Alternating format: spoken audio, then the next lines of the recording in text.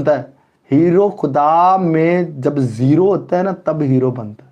खुदा उसको जीरो करता है, जीरो करके हीरो बनाता है। अब खुदा ने बाइबल में पॉल को हीरो ही बताया, और अब उसकी जो दूसरी लाइफ है, उसका दूसरा रुख सिक्के का जो है वो आपने खुद देखना है। सिक्के के हमेशा दो रुख होते हैं, याद रखना। और हर एक बंदे के भी दो रुख होते हैं, हर एक चीज के दो रुख हैं, हर एक चीज के। अभी इमेजिन कर लो, दीवार का एक रुख है, दूसरा भी है। छत का एक रुख है, दूसरा भी है। आसमान का एक रुख है, दूसरा भी है। जमीन का एक रुख है, दूसरा भी है। हालेलुया।